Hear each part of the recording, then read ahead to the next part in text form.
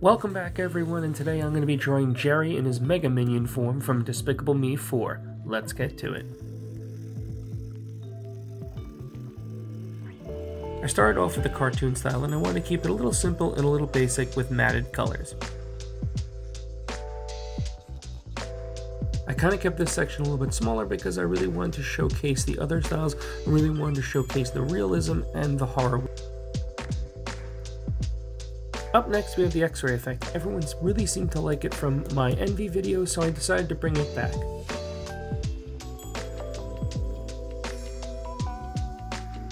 I added a lot more detail than I normally do for an X-ray effect, and a little bit more than I did on the cartoon effect, but don't worry, that all won't get covered up with the X-ray. You'll still see plenty of detail.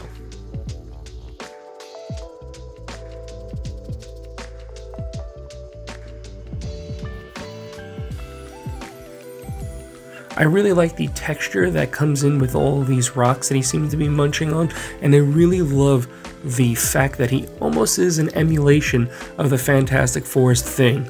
I kind of feel like they kind of gave a little homage to all the Marvel characters that you've seen in the past.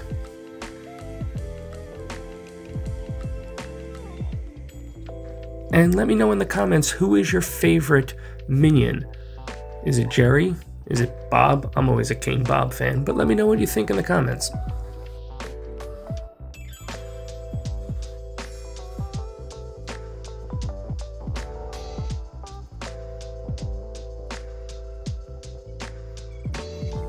And now we're headed on to our third part, which is the realistic section. The first two parts in total took me about 25 minutes to a half an hour a piece, but this one little panel took me about 2.5 hours. So please do me a favor, if you really like this and you really like the content, do me a favor, hit that like button, hit that subscribe button. It helps me out a lot, and it also lets YouTube know that you like the content, and I always like seeing all the comments that you guys have. If you do leave a comment, I will always take the time to answer any comment that you leave.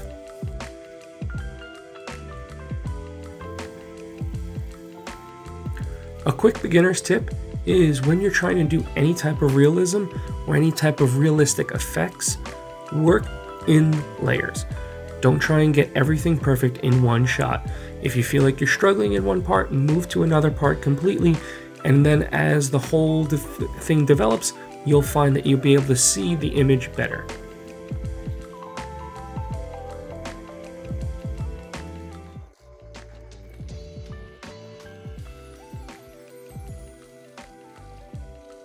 Another small tip, I always like to add acrylic pens at the very end for those beautiful highlights. And now we're on to horror.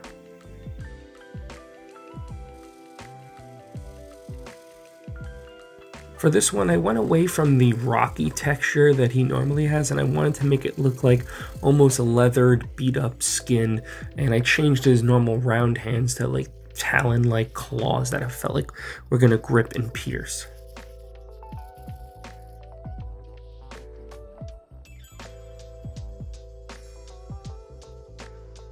Something I do for my horror drawings is I like to add a lot of sketching lines.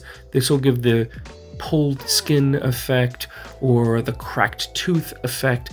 It really helps you sculpt out the image, and I tend to use very muted colors.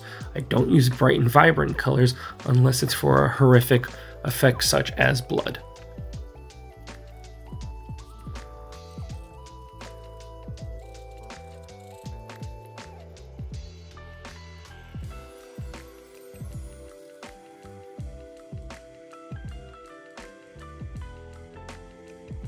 Now before you finish, if you also have any kind of questions or comments on any kind of art creation, let me know in the comments below.